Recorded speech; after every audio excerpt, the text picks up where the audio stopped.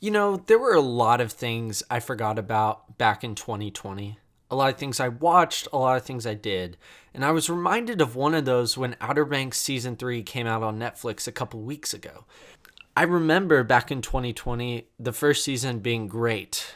Everyone was talking about it for the first week and then kind of stopped until Season 2. The first season was good, but I'm still debating on whether or not that was because we were all cooped up or because it was actually good. I haven't rewatched the first season, so I can't really say.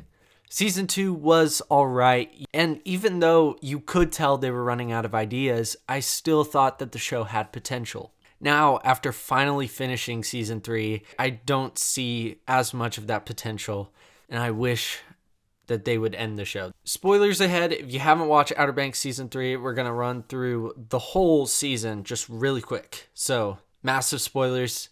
If you haven't seen it, click away. If you're still here, I'm assuming you're good with spoilers, so let's get into it. Season 3 opens where Season 2 left off. The Pogues stranded on an island. This was one of the things I really liked that Season 2 did, as it left Season 3 with a really cool idea for at least the first episode.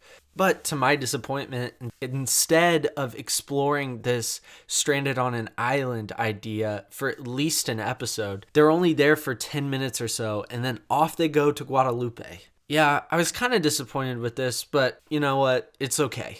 It's the opening of the season. Doesn't really matter much.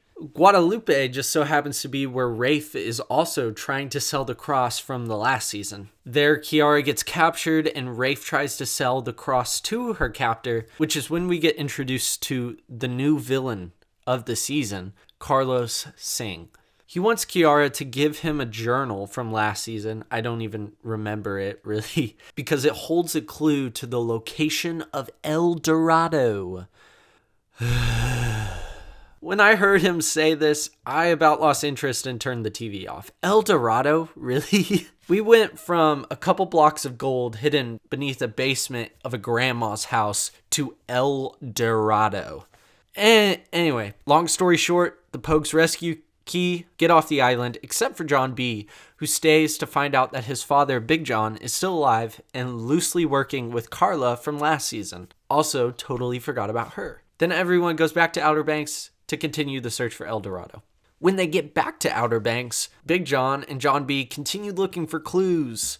And Big John keeps telling John B. not to let his friends in for some reason. It's a really dumb decision. There are a lot of those in the show. Speaking of which, Sarah cheats on John B. with Topper. That's all that Topper's here for. Yeah.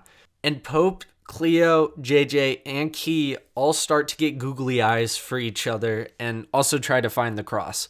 But Rafe is also back in Outer Banks, where he melts the cross to sell its gold parts. I don't remember if it's gold or not. But he tries to sell the parts of it and also tries to kill Ward because he's not happy about decisions Ward's making. Long story short, with the whole time in Outer Banks, Big John gets captured by Singh and then taken to South America, where the Pogues, with a little help from Ward and his private jet, go down to save him. In South America, John B. and Sarah just happen to find Big John because he was shouting at a guard. Yeah, so they free him and Ward shows up for some reason, so they all together go try to find El Dorado. The rest of the Pogues don't really do much this episode. They cut to them maybe 2 or 3 times throughout the rest of the episode, and the only thing that really happens in that is Pope and Cleo kiss. That's about it. But back to the quest for El Dorado, and no surprise here, but Ward betrays the gang to Singh. And they all escape from Singh, but Big John was shot. So he's just oozing blood the whole way to El Dorado. They eventually find it, but Big John has to stay behind because it's a long trek and they have to go underwater to find it. So Big John stays back while John B. and Sarah find El Dorado, which is pretty much just a cave of gold. It's not a city, which, whatever. I was hoping that they would embrace the whole city of gold thing, but not that big of a deal. After getting the gold, John B. and Sarah return where Singh is there after following a trail of Big John's blood that his wound left. Again, he was just oozing the whole time. I don't know why they didn't address the wound on the way there. Whatever. Another long story short, after a standoff with Singh, they blow Singh up and the cave to El Dorado and escape. And then right as they come out, they come to another standoff with Ward. Ward then backs down since he can't kill his own daughter. And then for the third standoff, but luckily the final one of Singh's men comes with a gun, takes Sarah, and then Ward sacrifices himself by tackling the guy off a cliff, and they both die. The Pogues then take a boat back to the airstrip. Big John dies on the way back. Then a big time jump of 18 months happens, and the Pogues are being celebrated for their discovery of El Dorado, and they finally won, and everything's good. And then an old guy comes up to them and tells them to help him find Blackbeard. I think the biggest problem that the show has is that it's becoming more and more unbelievable. In the first season, I think they did a really good job at making everything seem somewhat realistic. Sure, there were a couple things that weren't, but for the most part, they did a really good job with that. Part of that, I believe, was due to the fact that majority, if not the whole season, was set in the Outer Banks. And the show really does seem to struggle when it leaves the town.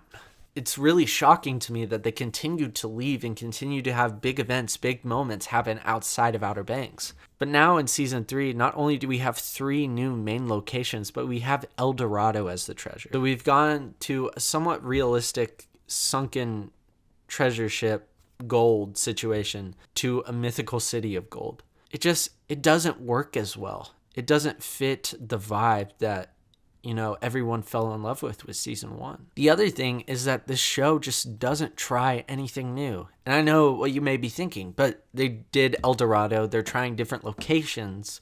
They are trying new things. Well, sure, but it's the same format. They're just taking out certain things and adding it with new stuff. They're not rewriting anything. It's still the same old treasure hunts. It's still the same old drama. It's still the same old conflicts. It's really starting to get old.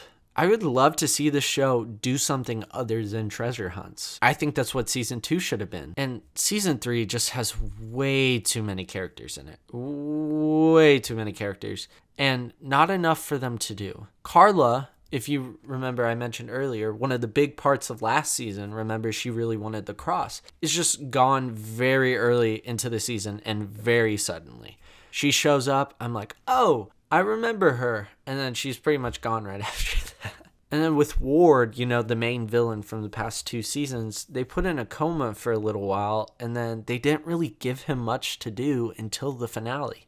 Besides all the love stuff, Pope and Cleo don't really do that much once they find out the cross was melted. They just kind of also wait around till the last episode. JJ doesn't do a ton until the last couple of episodes. It was very obvious throughout the season that some characters needed to go.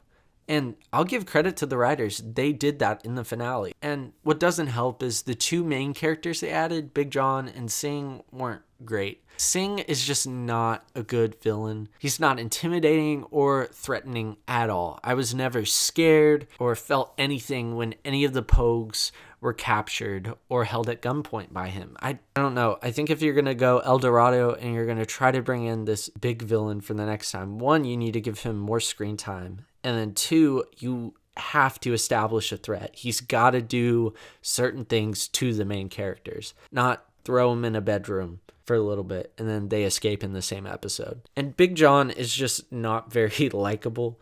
I get what they were trying to do with him with the whole he loves the mission and the treasure hunt more than he loves his son, but at the end he turns around. But I just don't think it was executed very well. And I was left at the end of the season wishing they didn't bring him back. Also, Big John's death, I didn't think was executed very well. He shot in the middle of the finale, and for the rest of the episode, he's just kind of limping around and then eventually dying at the end. You know he's going to die the second he gets shot. So it's kind of, you're just waiting the whole episode for him to eventually die, and then he does.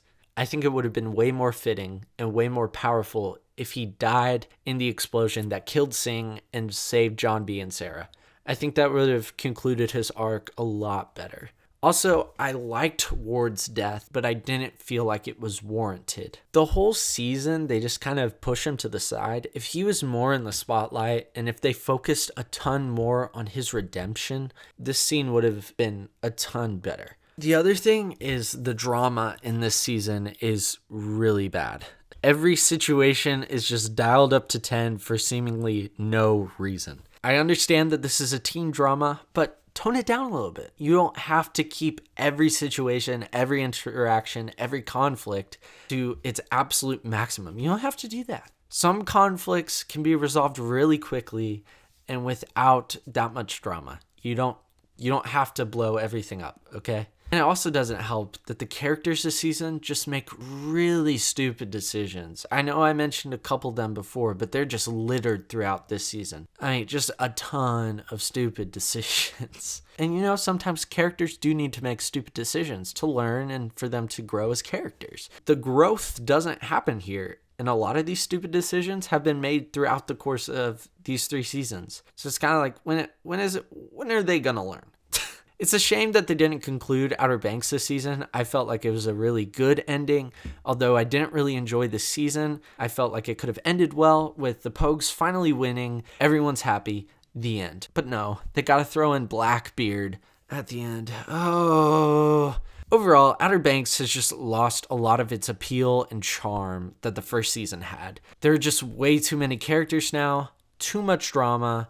I hope that if they do a season 4, they take their time and they try some new things and try to take the show back to its roots. But yeah, that's about all I have to say about Outer Banks Season 3. Let me know down in the comment section below what you thought about this season. Did you enjoy it? Did you not? Let me know. As always, though, I love you all so much. Thank you so much for stopping by. And until next time, peace out, bro skillets.